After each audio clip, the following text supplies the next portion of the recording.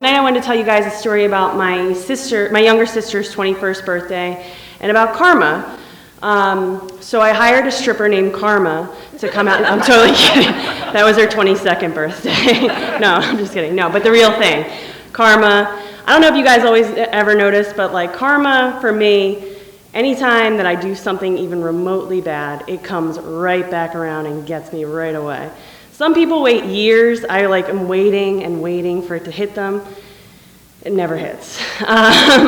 So it's my sister's 21st birthday, and I wanted to make sure of three things. First of all, I wanted to make sure she had a good time. Secondly, I wanted to make sure that, she didn't get into trouble. And thirdly, I wanted to make sure that she didn't get hurt. So that's very important when you're the older sibling.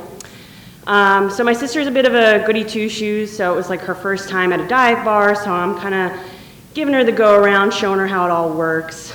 Some old guy was like dancing with her. She's learning how to order drinks at the bar. She's hydrating between her alcoholic drinks. I know, I was so proud. I didn't even have to tell her. It was so awesome. So it was just my objective for the night to make sure that she entered into this life of moral debauchery in the right way. Because she was an RA at a very strict college, and if they even suspected you of drinking, she would have lost her job. So my goal was to just get her back there in one piece. So the end of the night is coming, and I'm like, all right, I know what I gotta do. I hadn't had one drink, so I was like, okay, I'm good to drive. I'm the DD. I'm a good driver most of the time. And I'm like, all right, I know how to get up into her residence hall by only passing one campus security guard. The last thing I wanted for the night is her to be breathalyzed and blaming me and yelling at me, and I just didn't want it. So I get her back to her residence hall. I park in front, and I'm like, all right, I'm doing good so far. Yeah, everything's good.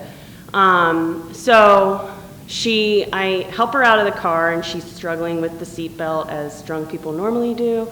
And I'm like, here, let me help you. You have to unbuckle that. And she's like, let go of me. I can do it myself. And I said, okay, well, that's fine. You do it yourself. And she gets out of the car and promptly trips up the curb and falls flat on her face in the grass.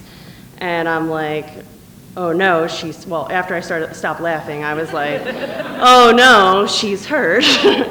Oh no, I'm failing. So I go to pick her up, and she's like, don't touch me, I'm gonna pee myself. And I said,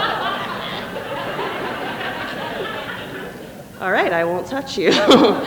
So she sits there and she's convulsing on the ground because she's laughing so hard at herself. She always had a good sense of humor. So I finally get her up, and I'm like, all right, listen, you gotta pull your shit together. We are gonna pass the campus safety guard, you need to get it together, think about dying puppies or something, I don't even know. And she's like, okay. So we get to her residence hall, and we're meeting up with her friends, and right before we meet up with her friends, she says, don't tell anyone I fell. And I'm like, okay. And by okay, I meant I'm totally gonna tell everybody when I get the chance. And I'm like, all right. So we get up in there, and we get up the first flight of stairs, and she lives up the top of the second flight. And I'm like, oh, this is the perfect time. And I'm like, yo, guys, you totally missed it. Regina ate shit out in the... And then Karma rears her ugly head and comes right back around, and my heel catches on the top step, and I fall face first onto the marble floor, okay? That bitch fell on the grass. I fell on the marble, okay? That was not fun. Okay, and next thing I know, and I look up, and her friends are all pointing down and laughing. My sister is in this position, and the campus safety guard is helping me up. And I'm like, oh, great. So he says, girls, go upstairs to bed. I'm going to help your drunk friend. And I'm like... So, after all that, because I opened my big stupid mouth, and because Karma is such a bitch, I was the one that ended up with a swollen jaw, an elbow that still clicks sometimes, and being breathalyzed at the end of the night.